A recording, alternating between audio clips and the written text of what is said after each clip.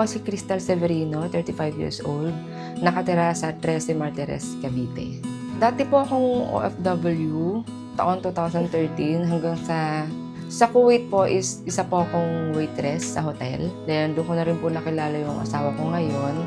At nung nabuntis ako, doon na kami nag-stay na mag-for good na lang kasi sobrang selan ko magbuntis. Pag uwi namin sa Pilipinas, doon na nag-decide yung mister ko na hindi kasi sumasapat yung land-based na sahod. So, noong time kasi na in demand yung pagsisiman. So, nagbakasakali siya mag-training and pinalad naman po siya makapagbarko.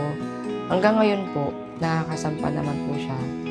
Nagpo-provide naman siya ng lahat ng kailangan namin. So, ayun, naisip ko lang dapat meron akong mga bagay na pinagkakaabalahan bukod sa pagpapalaki ng anak.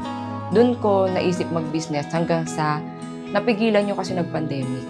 Yung pag-business ko before pandemic kasi is yung online. Nagsimula ako sa mga churros. Naging trending kasi yun yung churros. Tapos yung kinikita kong extra, yun yung nagiging parang budget namin pag may mga kailangan kami bilhin like gatas, diaper. Tapos, ayun na, hanggang sa dumating yung pandemic. So, sabi ko, kailangan tuloy pa rin. Hanggang sa naisip ko, bakit hindi ko gamitin yung talent na binigay sa akin?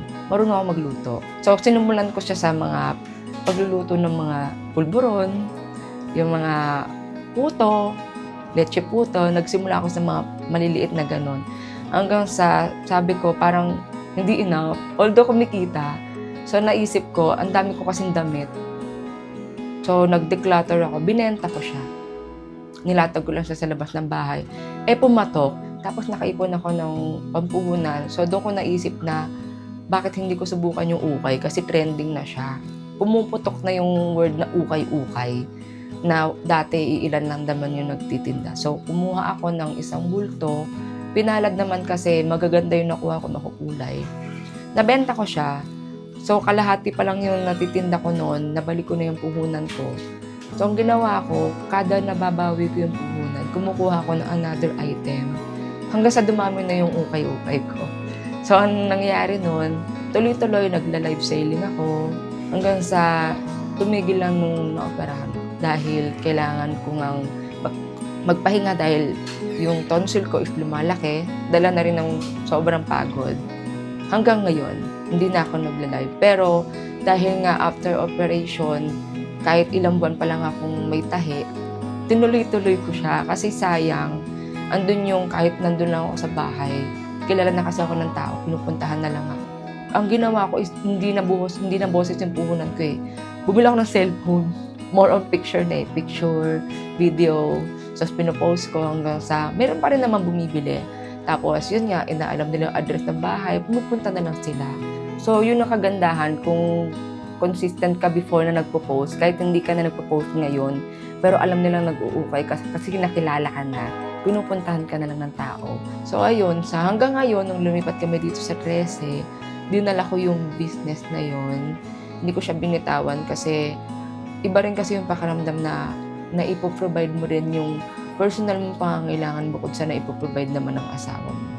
Yung business ko po is hindi naman din kalakihan kasi yung kinikita. Pero masasabi kong nakatulong talaga sa amin sa pang-araw-araw, lalo na sa pangbili na ng ulam, lalo na sa mahal ng bilhin ngayon. Bukod sa naiipon ko kasi yung mga tinutubo niya, na nahuhugot ko siya pang emergency talaga. Bilang isang ina, na syempre may anak na umaasa, hindi ka pwedeng sumuko na lang kasi basta-basta eh. Parang kung ikaw nakakaramdam ka ng pinanghihinaan ka ng loob kasi hindi mo ma-meet yung standard na gusto mo base sa bagay na gusto mo mangyari, ang lagi mo na lang iniisip, laban lang, parang wag kang susuko. Nanay ka, may mga umaasa sa'yo. Sa mga nanay na gustong magsimula, like, hindi lang naman sa ukay, sa pangkalahatan na rin naman. Hindi ka dapat panghinaan ng loob kasi may anak na umaasa sa'yo. Kailangan natin maging lakas ng loob para magpatuloy sa buhay. Naging mas lalo ako kasing napalapit sa Diyos. Yung mga tao na inaasahan mong malalapitan mo, hindi kasi sila yung magbibigay ng bagay na inaasahan mo. Diyos lang talaga. Sa Diyos ka lang talaga pwedeng kumapit. Wala nang iba. Kailangan mo magpatuloy. Kailangan mo lumaban sa buhay. Kasi alam mo, hindi naman habang buhay mahirap. Pagtiwala natin sa Diyos ang lahat ng ating ginagawa. Laki pa natin ng sipag at tiyaga. Laban lang.